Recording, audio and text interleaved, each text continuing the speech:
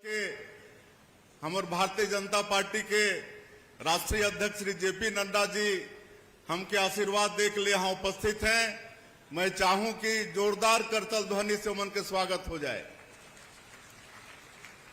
आज हमला उमन सुनना है, उमन आगे भी कार्यक्रम में जाना है, इसलिए मैं इतना ही आप मन से आग्रह करना चाहूं कि अभी के जो लोकसभा के चुनाव है ये बहुत महत्वपूर्ण चुनाव है। हमारे देश के जो यशस्वी प्रधानमंत्री हैं श्री नरेंद्र मोदी जी, उमला तीसरी बार प्रधानमंत्री बनाने के वास्ते चुनाव है। आप सभी सहमत हैं तो दोनों हाथ उठा के माननीय राष्ट्राध्यक्ष जी को दिखाइए। चलिए, धन्यवाद। ऐसा प्रधानमंत्री जो 140 करोड़ भारतवासी ला, पूरा देश ला अपन परिवार मानते हैं और उमन के सुख और दुख के चिंता रात और दिन करने वाला प्रधानमंत्री, 24 घंटा में 18 घंटा काम करने वाला प्रधानमंत्री, एक दिन भी आज तक छुट्टी नहीं ली ने, और 10 साल में गांव, गरीब, किसान, मजदूर सबके लिए चिंता हुई से पूरे दुनिया में हमारे देश के मान और सम्मान ला बढ़ाए के काम करी हैं। राम मंदिर के निर्माण भी आज संभव हुई से ऐसा प्रधानमंत्री जिला तीसरी बार हमला प्रधानमंत्री बनाना है। और ये सरगुजा संसदीय क्षेत्र से हमारे पार्टी के आदरणीय जेपी नड्डा जी के प्रत्याशी श्री चिंतामणि जी महाराज हैं।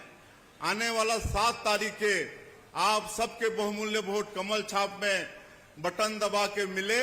श्री चिंतामणि महाराज भारी बहुमत से यहाँ से जीत के सांसद बन के जाएं, यही आग्रह आप मन से करना रहीस। और जो मोदी के गारंटी में विधानसभा के चुनाव में हमारे पार्टी के हमारे वादा रिस ये छत्तीसगढ़ के 3 करोड़ जनता से बोला पूरा करे के लिए 3 महीना में ही बहुत काम करे हन। हमारे यहाँ माता बहनी मन बैठी ने, आप वाला महतारी बंधन योजना के पैसा मिल गए कि नहीं? हमारे राष्ट्रीय अध्यक्ष जिला बतावा भाई, हाथ उठा के माता बहनी मन। तीसरा किस्त मिल गई से। और आप वाला मैं बताता हूं कि जब तक हमारे नेता मन के आशीर्वाद रही अपन सरकार में बैठा के रखियो, तब तक के महतारी बंधन योजना बंद होने वाला नहीं है। हर महीना अपन के खाता में 1000 रुपया जाने वाला है। आज 70 लाख से ज्यादा हमारे माता बहनी मन एक लाभ लेते हैं। ये कांग्रेस के भ्रम में हमारा पड़ना नहीं है। हमारे किसान मन के 2 साल के बकाया बोनस मिलिस कि नहीं? 3716 करोड़ रुपया दे के काम करे हन। हाथ उठा के एक बार बताइए, मिल गई से ना? इस साल 24,72,000 से ज्यादा किसान मन के धान खरीदे हन, 145 लाख मीट्रिक टन धान, और अंतर के राशि 13,320 करोड़ रुपया एक मुफ्त देहे के काम करे हन। आप सबके मिल गई सोही। कांग्रेस थोड़ा सा पैसा के तरसा के 4 किस्त में दे रही से। ये भारतीय जनता पार्टी के सरकार है कि जो कथे वाला करथे। आज रामलला दर्शन योजना शुरू होगी से, आज पीएससी के घोटाला के जांच सीबीआई शुरू कर दी। आज तेंदुपत्ता के कीमत 4000 से बढ़ा के 5,500 ओकर ऑर्डर सरकार कर चुकी से। तो ये सारा मोदी के गारंटी साए होते।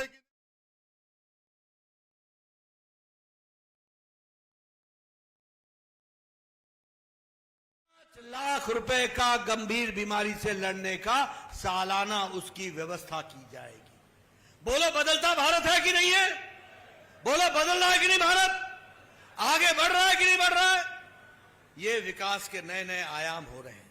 मैं यहां अगर विकास की बात कहूं तो मुझे खुशी है ये बताते हुए, कुछ नहीं बदलेगा वहां आज मोदी जी के नेतृत्व में जब मैं स्वास्थ्य मंत्री था तब सरगुजा को मेडिकल कॉलेज देने का काम किया, तो वो हमारे टाइम में बदल गया।